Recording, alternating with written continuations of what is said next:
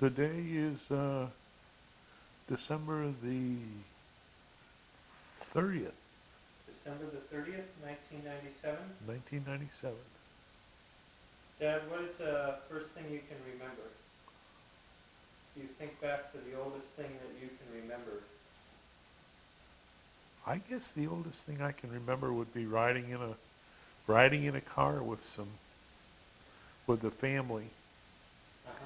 when I was probably 7 or 8, something like that. So I have no idea where we were going.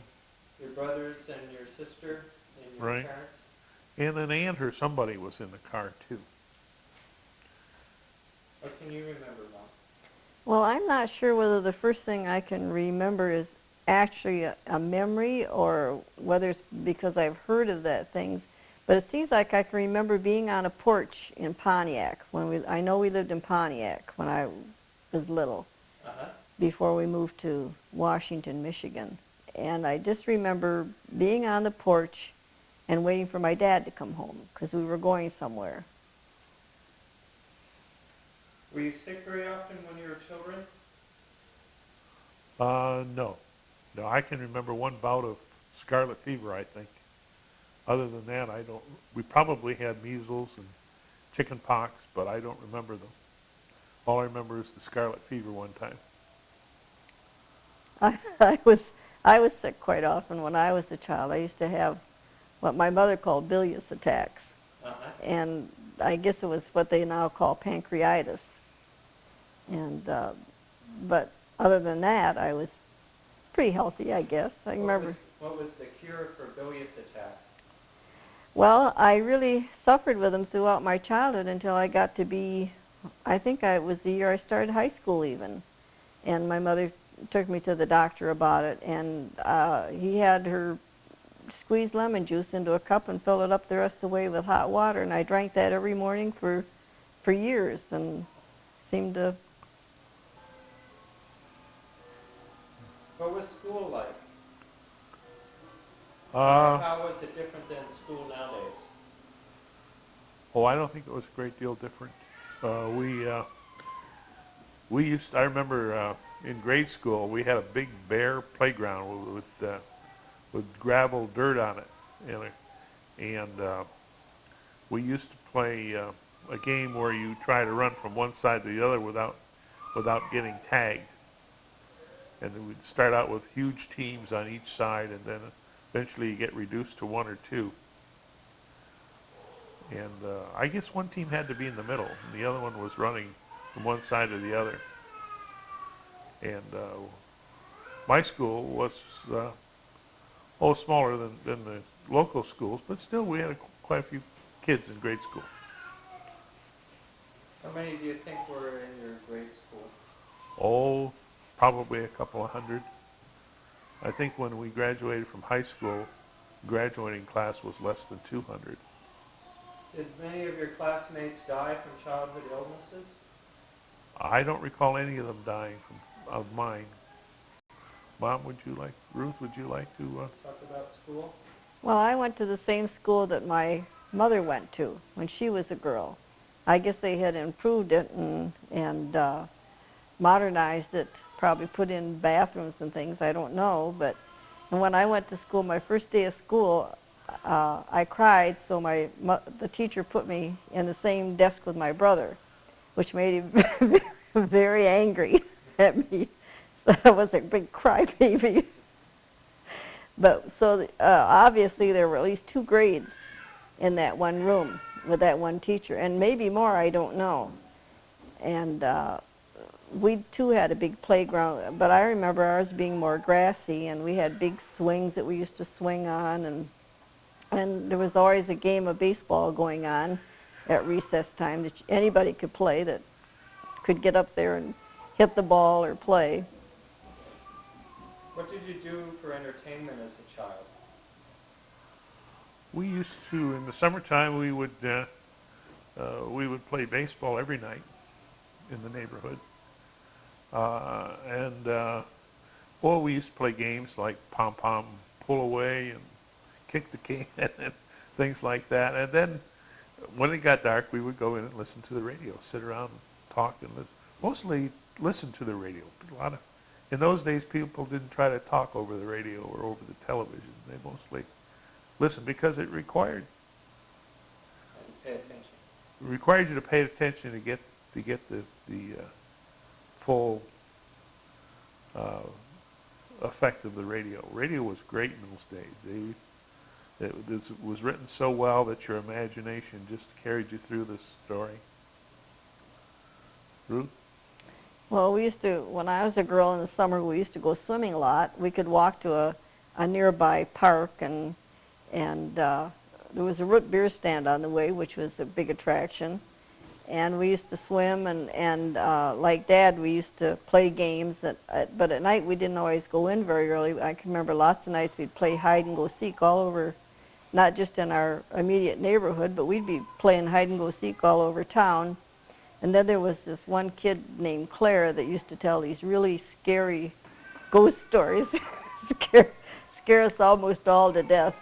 And I'd have to sit right next to my big sister, when he told those stories. His favorite one was when the worms crawl in and the worms crawl out, and that's when I would get next to my sister.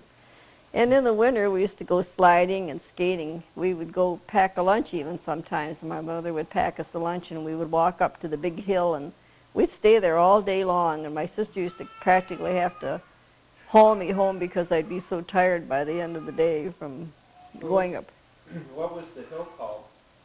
Lockwood's Hill. Where did you skate?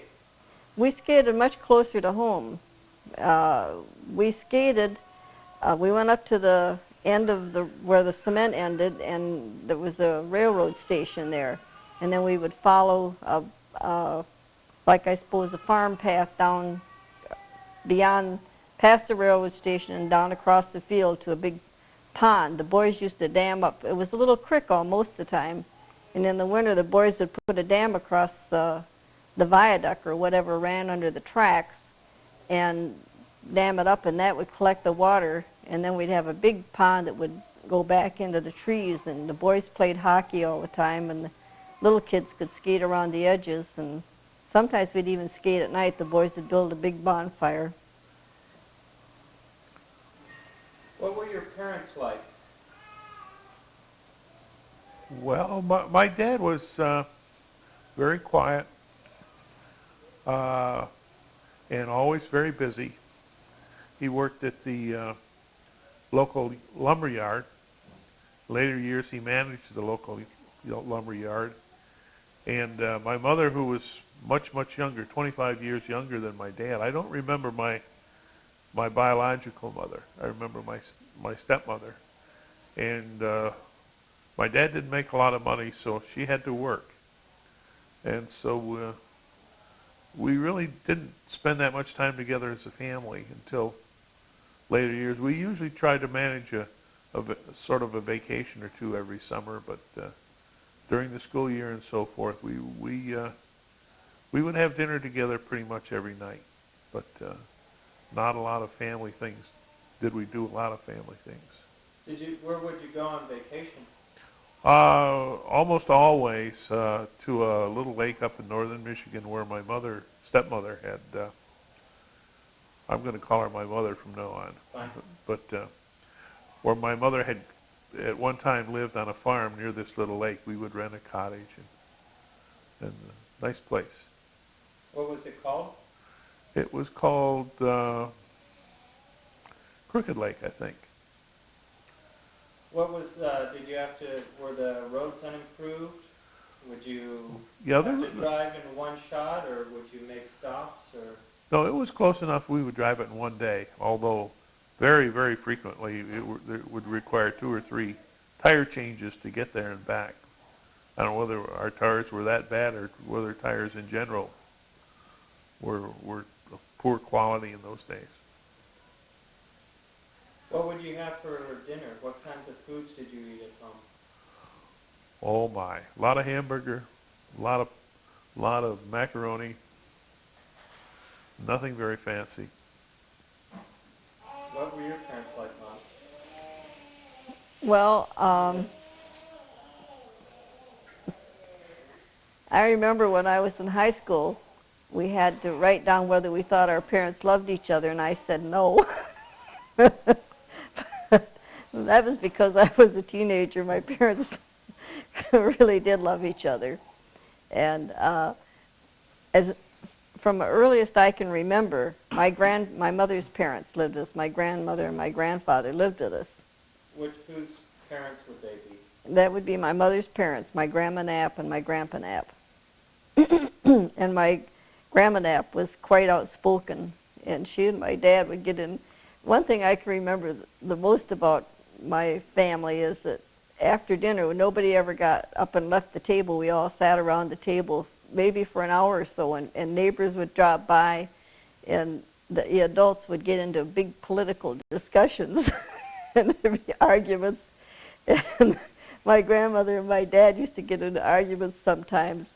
And when my dad had sort of won, my grandmother would say, well, silenced, but not convinced. And this used to just really make my dad mad. What was the principal argument? What was the main thing they would argue about? Oh, about Roosevelt and whether he was doing the things that he should be doing. My dad, of course, was a tool and die maker and earned our living that way, and probably would have earned a really good living for us all of our lives except for the Depression, when he lost his job and was out of work for, at least 2 years as I can remember. But they would argue about politics, about whether Roosevelt was doing right or not, and things like that. And for meals, we used to have a lot of just plain meat and potatoes. And my mother and dad felt that it was better to have good food on the table than to spend money on other things. So we didn't have a lot of frills either, just like Dad. We didn't even have an inside bathroom until I was in high school, I think. But we had a lot of good times. And my dad was quiet. My parents both read a lot, and we listened to the radio. But my dad would go down to our cellar and get a bowl of apples, and he would peel apples, and my mother would make popcorn, and we'd do things like that, and go on trips, visit on Sunday, and do things. So we did have a lot of good times. What were holidays like Christmas? How did you celebrate holidays? Were there traditions in your family? I don't know about traditions, but I can remember almost always going to church Sunday or if it wasn't Christmas Eve, it would be near Christmas. But we used to have, in those days, the Sunday schools would have church programs, and we kids would always be in the programs. And I can remember going to those, and they would hand out little boxes of hard candy afterwards, which we thought was wonderful. I do remember during the Depression one time, they told about my mother had been shopping in Pontiac for us, and she laid her purse down, and someone stole her purse, and it had $5 in it, and that was her Christmas money. And I can remember her coming home and crying because that was our Christmas money. But I don't ever remember being deprived. We always had something and had a good time. Had a big Christmas dinner, even if it was a rabbit that my dad had gone out and shot. What church did you go to? I'm not sure. My father was Mennonite, and we never went to his church. And my mother was very hard of hearing, so she never went to church after I can remember, unless it was to come to our programs and hear us recite. But I think it started out to be maybe a Presbyterian church, and they moved us, so when the church moved, I did too. I know whether they went in with another church or what, but I can remember lots of Sunday school picnics and things, and I usually went by myself. My brother used to go at the picnic, so he'd go to Sunday school just often enough to go at the picnic. We had no Christmas traditions in our family that I can recall. We were raised Catholic, so we would go to church, usually on Christmas Day. And in later years, my brothers and I were altar boys, and so we had to serve with a priest. But as far as Christmas gifts, we had very few, and those that we did get were mostly socks and stuff, mittens and stuff that we could wear. And I can remember being disappointed just about every Christmas. And to this day, I can't stand to see anybody else not get Christmas presents because of my memories of Christmas. What was your neighborhood like? You said your neighbors came over to argue in the evenings or listen to your parents, or what was your neighborhood like? Well, we weren't very close to, we knew our neighbors and we were friendly. And it was a small town and small houses. And my parents usually had one or two or three other couples that they would go and visit and take us along. And they would usually play cards.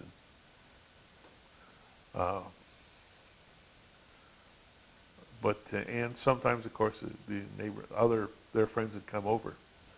But mostly their friends were not close neighbors. They were other couples in town. Other couples? And also we were very close to my dad's brother, who lived at least half an hour away. But the two families were really close. Who was that? That was my dad's brother, whose name was Raymond. Uh-huh. And they had 3 children, and those 3 matched up. We were 4 children, and those 3 matched up. 3 of the 4 matched up pretty well. That would be your Uncle Bob. You didn't call him Raymond, No, did that's you? right. We call him Uncle Bob. And he was a little bit younger than Dad, but we spent a lot of time. What did Uncle Bob do for a living? He also worked in a lumber yard. Only he married the owner's daughter. So he did a little better than my dad as far as income. It says in another place that your dad was a Model T mechanic? No, not that I recall, Mark. Okay. I don't recall Could that that be he Uncle ever worked. Walter? Yeah, I had an uncle who had his own machine shop and was a very skilled mechanic. And in later years, he would actually make parts for antique and classic cars. So And as far as I know, he never worked for anyone except himself, and always with his machine shop. He was a machinist. So he was your dad's older brother? Yes, that's right. Name was Walter. What was your neighborhood like, Mom? Well, we had neighbors very close on both sides of us, especially the one side there. My mother used to say their eaves would drip on our lot line. They were that close. And everybody, I had a great Aunt Lucy that lived across the street and up just a little ways, what we might call a kitty corner from us, and she would come over. By that time she lived alone, and she would come over a lot, and the neighbors would come by and drop in often during the day, you know. Would they call, or was they... Oh no, they just came by. They just stopped by, and I guess we didn't think, they weren't necessarily, like Dad said, real close friends. My parents evidently made friends easily because people that we knew, they knew and were acquainted with in Pontiac, where my dad and my mother both spent their young working days. They stayed friends with throughout their lives, and they would come and visit on Sundays. I started to say one time we always cooked a big roast. They would always cook a big roast and a bunch of stuff, because invariably somebody would come just about dinner time and eat dinner with us. And if they didn't, then we just had more leftovers. And I forgot too to tell you that when we went on vacation, we almost always went to my father's relatives, he had brothers that lived in Ohio, and we would maybe go to Ohio over the 4th of July, and then Memorial Day or Labor Day weekend we would go to Canada, where he had a sister that lived on a big farm. Where would that be in Ohio and in Canada? In Ohio it was near Lima Bluffton area, and in Canada it was just outside of Kitchener, Ontario. Both of which we could make easily in one day, and now with our better cars you can make in 4 hours maybe? Or less. Or less. Mm-hmm. Were there a lot of stoplights? Were there small towns along the way? Was the dirt In Canada, once you got across the bridge and beyond, what would it be? London? No. Wait, no, you'd go out through Port Huron. Yeah, but we had to go across. Bridge at Port Huron. Yeah, we used to go. When I was young, there wasn't a bridge across Port Huron. We had to take the ferry across. And once you got across, what was this? Windsor, beyond Windsor, very far, then it would be a lot of dirt roads in Canada. And we used to go to Ohio on Telegraph. I don't know what they call it now. What's Telegraph now? 75? Still Telegraph. Telegraph Road, and it was only 2 lanes then. And like especially on the 4th of July, it would be just packed, and there would be cars even trying to pass on the right side instead of where they should be passing. I can remember being terrified as a kid when these cars would appear on the wrong side of the car, trying to get by. But we always stayed on farms with the brothers and my dad's sister, and it was wonderful for us kids. We just had a great time. Back to the neighborhood. We lived on about an acre and had most of it was in garden. On one side of us there was a house in front and a big barn behind, and the fella ran a dairy in the barn. I can still remember waking up in the morning and hearing the horse and wagon delivering milk in the neighborhood. On the other side, an elderly couple, and he raised bees. He made honey and raised bees. So I thought you'd enjoy those 2 bits of information there. We lived more like on much smaller lots, and so there were a lot more people beside us and across the street from us, the houses going up and down. And there were a lot of kids around, and we used to play and have great times. Some other things you asked me what we did when we were children.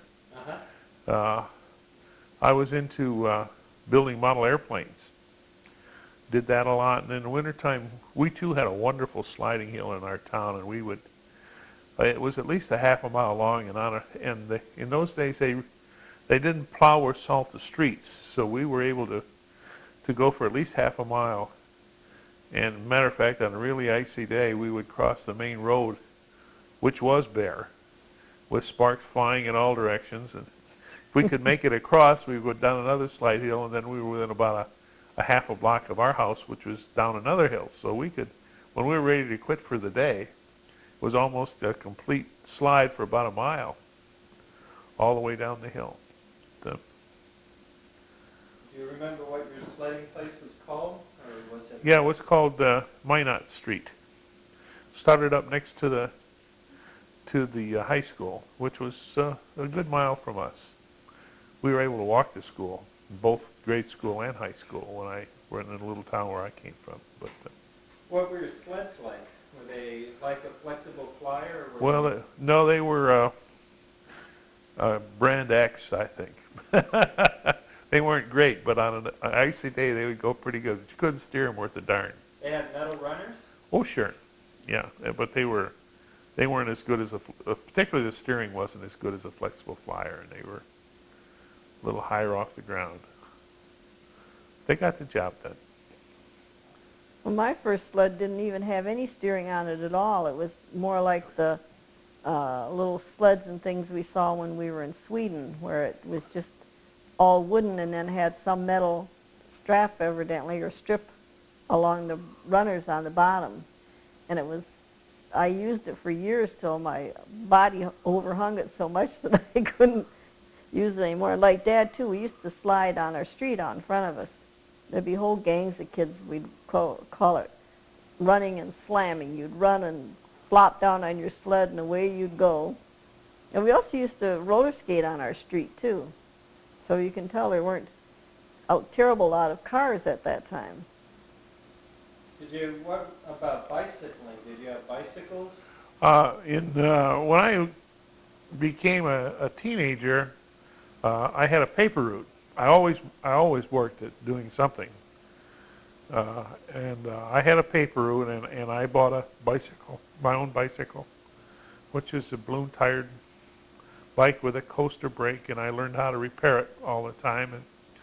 And I had a friend, and I figure one of the reasons I had such strong legs is because I would have my papers loaded, particularly on the day when the magazines came out, and he would insist on riding on the back carrier. So I would haul my friend and all the papers, and I had about half of the town to deliver papers to. So I learned. What could you make in a week delivering papers? Probably maybe $1 at the most. What could you buy with $1? Not much. even Could go to the even movies then, at least. I think we probably snacked and bought soda and snacks and things. Couldn't we get into the movies for about 10 cents Yeah. then? Well, And the matinees, at least? we had 2 movie theaters in town, and every Saturday, if you went down to the theater, you could get hired, and what your pay was a free pass to the theater, one free pass to the theater, which is worth $0.10. And then they would load us in cars and take us to the surrounding towns, and you'd run all over town putting a flyer in each house. It was probably 3 or 4 hours of running around putting flyers on houses on these little towns, and all for one pass to the movies. What family history or military stories did your family tell? Did your parents serve in the military? Well, my dad was in the Army in the later stages of the First World War, but never got overseas. He got as far as the coast, and then I guess the war was over. So his military service was quite short. So what did he do in the military? I'm not sure. I think he was in the infantry. At some point in his life, he acquired. Of course, he came from a farm, so he knew how to farm. But at some point, he acquired carpenter skills because he worked as a carpenter before he married my mother. When he got out of the service, he went out. Why he did, I don't know, but he went out to Seattle and worked in the shipyards. That's where he met my mother, was in Seattle when he was working in the shipyards. Oh, I always thought he got discharged out there. No, he was on the East Coast when he got discharged. I don't know how he got out, why he went to Seattle. Okay. But, Mom? My father never was taken in the service because he was a machinist and tool and die maker, and they wouldn't take him. They wanted him to stay and work in the factory, which is what he did. He really wanted to go in the service, and he told me one time that he wanted to be in the cavalry, that he liked horses, and he, of course, grew up on a farm in Ohio, and said he always loved horses, and he wanted to be in the cavalry. But he didn't get to go, and he used to had a motorcycle when he was a young man, and he used to drive it back and forth from the Lima Bluffton area into Detroit when he was working. Do you know what kind of motorcycle it was? No, I've seen pictures of it, and it wasn't a great big motorcycle, I know that, but I don't know what kind it was. Did they tell stories about the family? What kind of stories did your parents tell? I don't remember my father or my mother really either. Of course, my grandparents lived with us. I don't remember them telling much of any stories. I don't remember any stories about my father's parents, more about his brothers and things. same way here. I don't recall any stories that they ever told, at least in those days. In later years, when we would ask, much as you're doing today, then we would get some information. And my stepmother had a very, very tough childhood. Brought up on a farm with an abusive father who used to work her to death and whip her, and that's one of the reasons why I think that he wouldn't let her finish school, so she left home and that's one reason she came to Romeo, was so that she could finish school. And in And by this we mean high somewhere in school, there not... she answered an ad, or my own mother had died then, and she answered an ad to or word of mouth, and was hired by my dad to take care of the children. I didn't, Dad, you asked Dad about what his parents did, and I never said I told you about my dad being a tool and die maker, but my mother was a school teacher, and she started out in a one-room school, in a little school near where she grew up and where I grew up, and then she taught, eventually moved to Pontiac, and I think probably because my grandfather went there to get work in the factory. And so my mother was teaching in a school there, and that's how she met my father, in Pontiac. And then during the Depression, they lost their home. They had a house in Pontiac, and they lost that during the Depression. And so they came to live in a house that my grandmother had part of a share in with her brothers, because we didn't have any place else to go. And I said to my sister one time, years and years later, I said, wouldn't it have been, our whole lives would have been different if my dad had taken us and gone back to his family in Ohio instead of staying in Michigan. How did you meet? How did you meet? Well, the first time was at an assembly in school, and I must have been in the 7th, 8th, or 9th grade. And Ruth went to a school in another town. I went to high school in Romeo, and she went to school in Washington. And I was in the band and the chorus in those days. And we had some sort of a program at the school. And Ruth appeared in the back row of the chorus from Washington. And you've often heard me tell the story that the first time I saw her, I said, "That's the girl I'm going to marry." And took a lot of years in between, but we finally got together. What did you play in the band? Well, I played flute in the band, in the marching band, and then later on I played saxophone in a dance band in high school, and later too. After we got home from the service and we were married, it was my brother's band, and we restarted it. And we used to play at dances even after we were married. When do you first remember seeing Dad? Well, I still remember that when at that choral, whatever they call it, whenever all the schools came in and sang either together or separately. I remember meeting him that night. He introduced himself, or how? No, he got a friend of his that knew me to introduce us. And but I do remember meeting him that night. We never went steady, like in high school even. We would date each other occasionally, and if we needed a date or wanted to go out on a date, Dad would ask me or I would ask him, and we would go out on dates, but we never really went steady until we got married. What would you do on a date? Oh, we used to go roller skating or square dancing, go out. We almost always went with other couples, didn't we? Yes, I don't know that we didn't have access to a car. We had to. My dad was very tight with a car. Whoever could get the car, we went with. And sometimes I could get the car, but we would take other kids because they didn't have a car either. And we'd go to movies, or we used to meet at each other's houses, too, and have popcorn and play games and stuff like that. Go to dances. And games, basketball games mostly. But I agree. I don't ever remember just Ruth and I going out on a date by ourselves. We were always with somebody. What sports did you play? Well, I played in high school. I played basketball and football, and then in my senior year, it was during the war, and I think it was a history teacher restarted the track team. So I also did track in my senior year.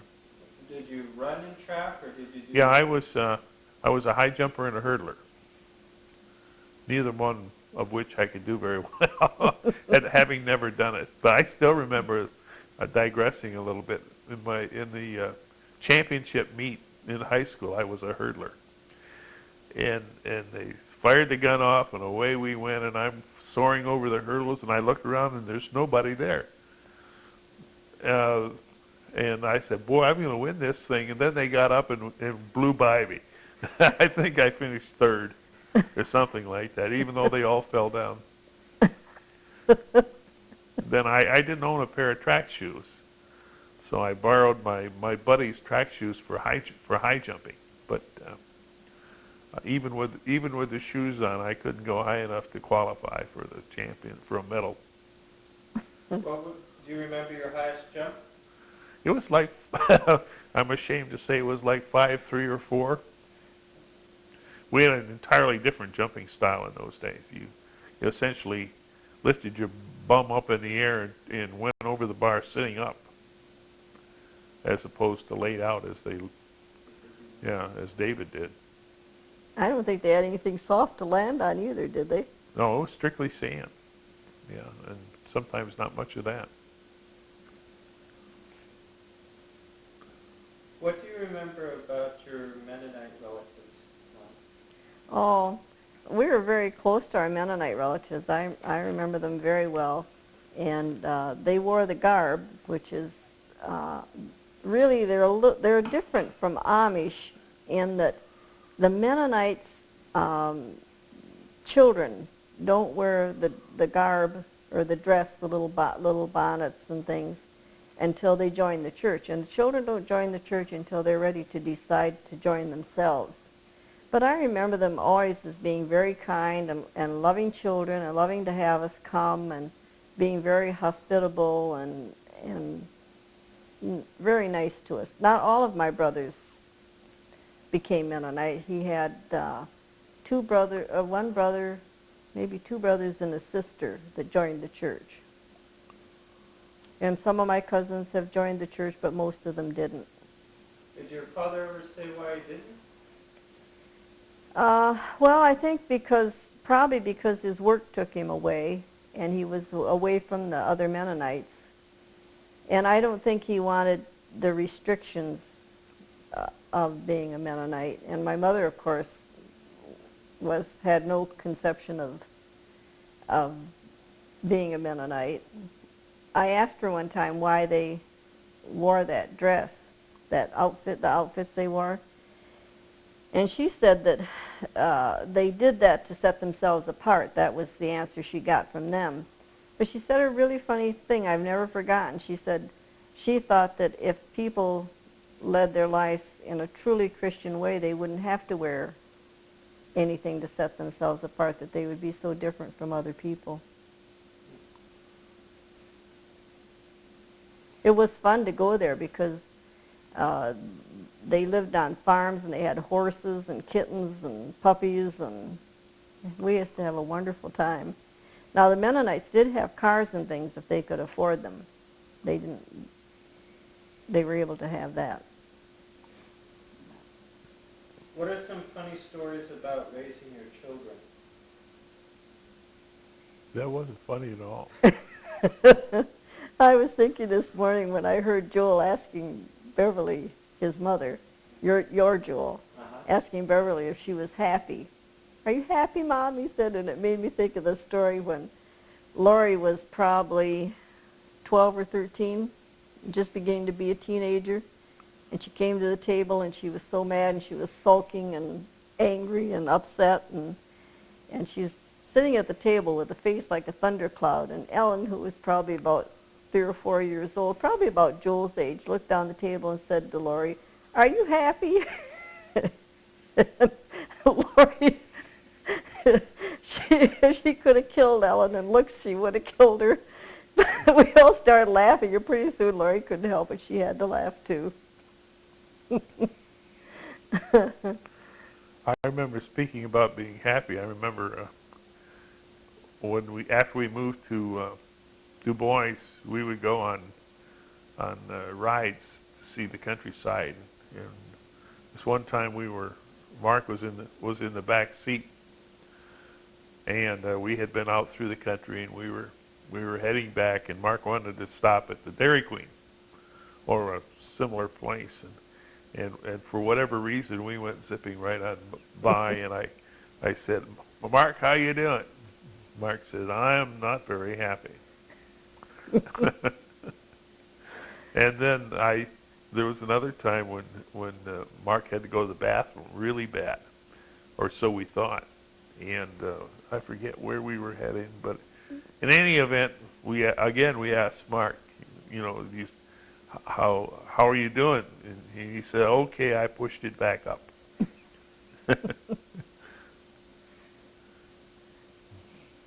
What was your service in the Navy like? How did that work? Did you go Well, into the ROTC, or how did you join, and how? Well, when I was 15, was when the Japanese attacked Pearl Harbor, and in those days there was no question, that your country was in trouble and you needed to help, and so when I became a senior in high school, which meant I was about 16 or 17, I guess, when I was a senior in high school. The opportunity came along to take the test to join both the Army Air Corps. I wanted to be a flyer, both the Army Air Corps and the Navy Air Corps, and I took both, and I passed both. So I could have gone either way, but I elected to join the Navy Air Corps, and which I did. They accepted me, and as soon as I got out of high school, within a couple of weeks, they took me, but they sent me to Notre Dame for pre-flight training, and that would have been in 1944. And before we were many months along at Notre Dame, this would have been in the summer, the war in Europe ended. And they decided that they didn't need any more Navy pilots. Matter of fact, some of the kids who had been in programs earlier, same program earlier, were coming home, literally got discharged, and then got redrafted. They were discharged from the Navy because they didn't need pilots. In any event, they transferred us to a program called V-12, which would have made me an ensign in about 2 months. And then they washed that program out. They didn't need any more officers, so they stuck us all in the ROTC. And we stayed there. Then in the following fall, the war ended in Japan. The war was totally over. And the rumors started there, whether it was true or not, I still don't know, that if we didn't have any, quote, active duty time, meaning other than school, that we would not get the GI Bill. And I knew if I didn't get the GI Bill, there was no way I was going to finish college. So a bunch of us resigned from the ROTC program and went to Great Lakes and through boot camp at Great Lakes, and then they sent us out to the coast, and we were decommissioning ships out there in Alameda, California. They bring the ships back, and we would mothball them. Until I got discharged in July of '46. What was boot camp like?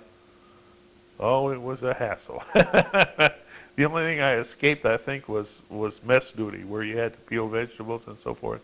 But you had to stand watch, and you had to march and do physical exercises and things like that there. Was that where you learned to sail, or did you learn to sail earlier? No, I learned to sail when I was probably 15 or so. My dad, how he ever got the money, I don't know, but he built a cottage up at Elk Lake in Michigan. And I was a teenager, and over that winter I built myself a sailing surfboard in our basement and taught myself how to sail on the lake up there.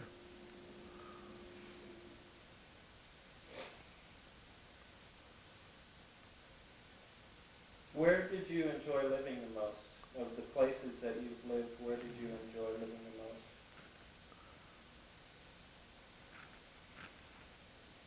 I don't know.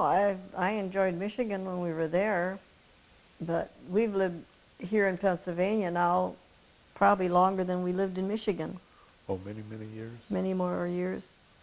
So I enjoyed while I was in Michigan, but I was ready to leave if that was what we were to do. But I've enjoyed our time in Pennsylvania with you children and growing up here. What do you think was your favorite car? Huh. Well, when I was with McDowell, of course, I would get a company car every year, and it was supposed to be for company business, but I sneaked a Oldsmobile Cutlass Supreme in, which is a two-door coupe, which was a neat car. That was, I think, my favorite car to drive. The best car that I've ever had is the one I have now. It's the Mercury Grand Marquis. Ruth? I don't know about cars. I remember the first car we ever got, which was an old second-hand car. Dad and my brother worked on it, just like you and David work on cars. And then my brother said, well, we ought to take it out. They ought to take it out for a test spin, and he drove it so fast it ruined the motor, didn't it? Yeah, first car we could ever afford. So that kind of put the kibosh on that. What kind of car was it? It was a Ford Victoria, I think, that we bought shortly, well, when we were first married after the war. And it had a bad engine. We just had the engine rebuilt, spent all our money and had it rebuilt. And he took it out and blew the engine. So. When you were young, what did you imagine that the 1990s would be like? Never thought about it. Ruth? Well, I never thought I didn't really think I'd live to see the year 2000. I mean, that sounded like forever. And I guess, I don't know, I suppose I thought it would be like Buck Rogers sort of by then. What do you think has been the best aspects of having all the technology that we have now? I guess What's the difference between now and then?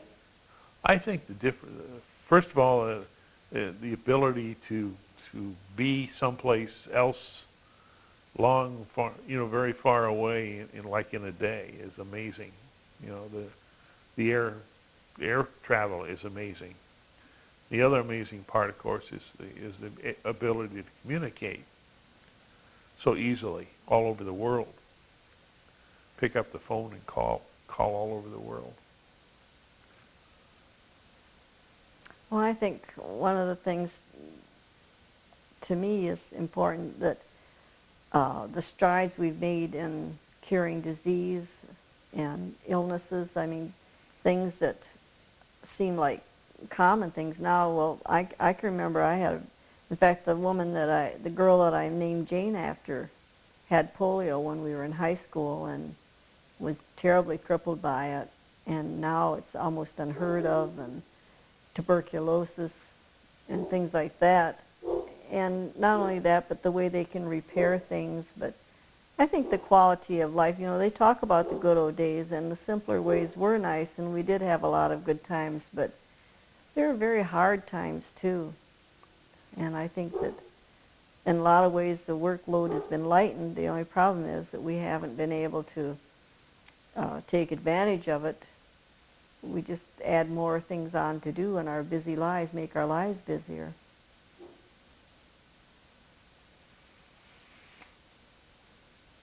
But like Dad said too, they were just beginning to have airplanes when we were kids. I can remember my sister telling about running and hiding when a car would go by that was noisy because they were afraid. What was the first car that you learned to drive? My brother's Model A Ford. Actually, it was my dad's. And then he inherited it from my dad, and he immediately painted it bright red and yellow. And my dad had let me drive a little bit. My dad had a Chevy, And of course we had stick shift in those days. And so one day I decided to drive myself and our friends up to the swimming hole in my brother's car, and I did all right, but I nearly scared myself to death, and I wouldn't drive for about a year after that. What was the first car you wanted to drive? I think it was probably a Chevy, an old Chevy sedan that we had. Like a 1940s Chevy sedan? Probably, yeah. Late 30s, early 40s. Was not a new car, and was a stick shift. And I very seldom got my hands on it.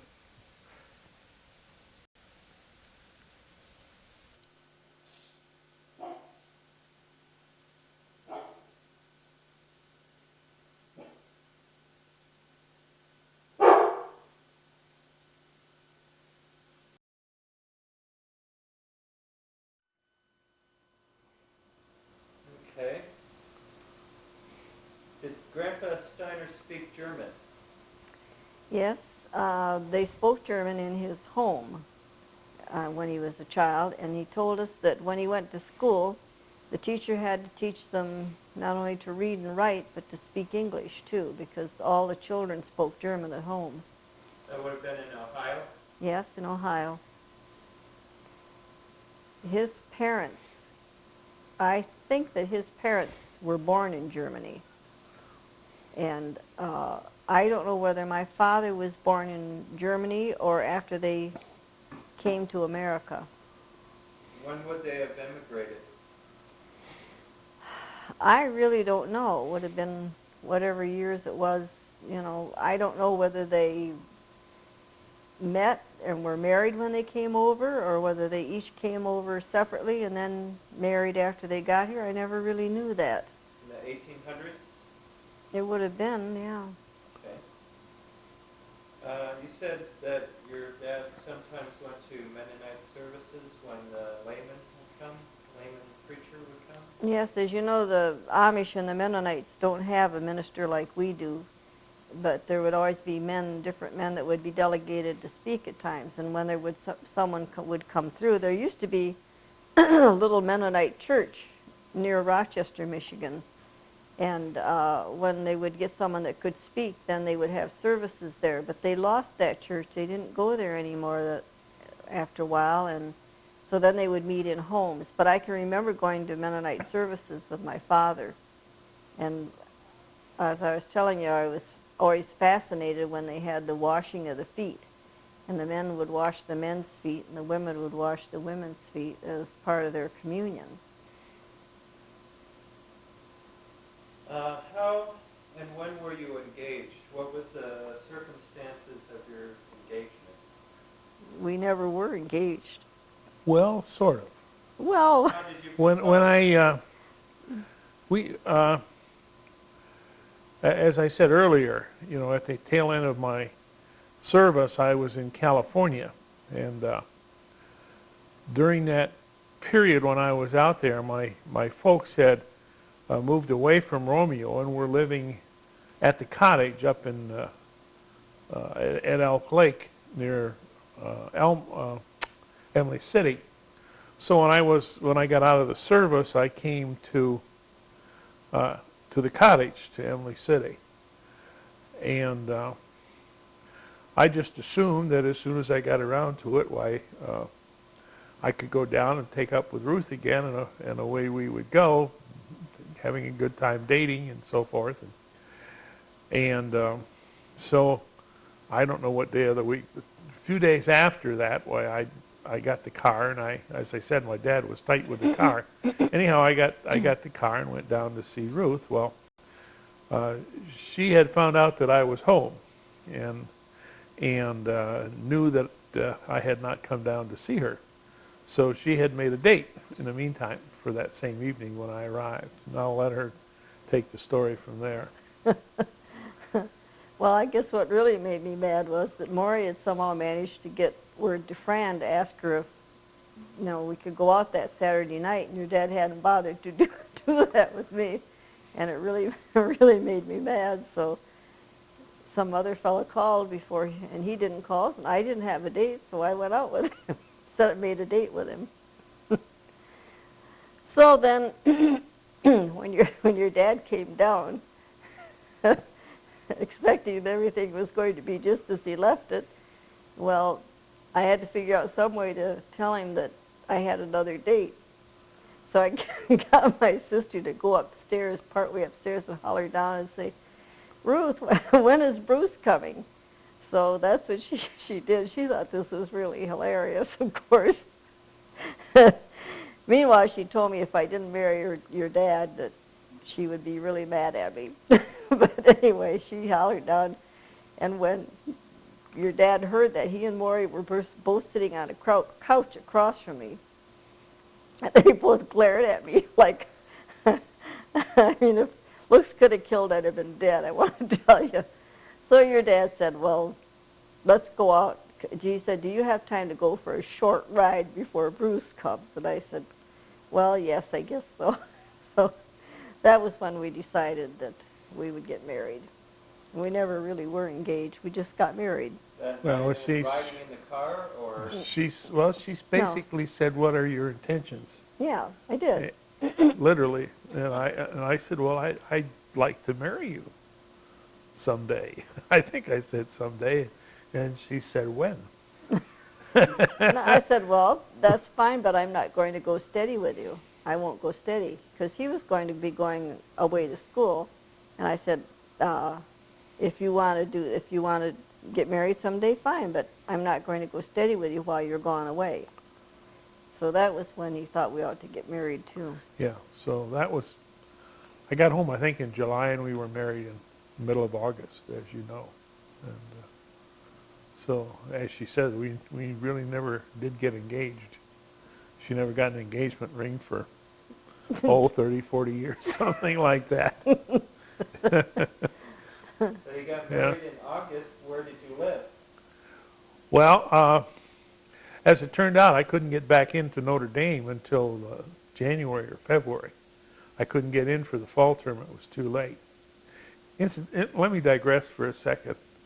On Ruth's first wedding ring, we were newly married, and we liked to kid around and so forth. Well, it was fall after we were married, and we were going to the movies at Romeo, and we got into a leaf fight. And by the time the fight was over, Ruth's wedding ring was missing, and is still missing someplace in Michigan. But anyhow, what did you ask me before I digress? Where did you live after you got married? Oh, Betty had an apartment next door and upstairs. Betty is my sister. Yeah, and she was nice enough to let us, she moved back in with the folks, and she was nice enough to let us use her apartment when we were first married. So how long were you there? Or Well- when did you have your first home? Well, we were only there a few months, and then we went away to school together. We had an apartment in South Bend. But shortly thereafter, Ruth found out that she was expecting. And I had the GI Bill, but it wasn't really much money. We needed help quite frequently, and almost always got it from her dad. But when it came about that she was expecting, we decided she just had to go back home and stay home until she had the baby. So that was probably no more than 6 months or so after we were married, something like after we went away to school. She stayed with me for a few months, but then she had to go back.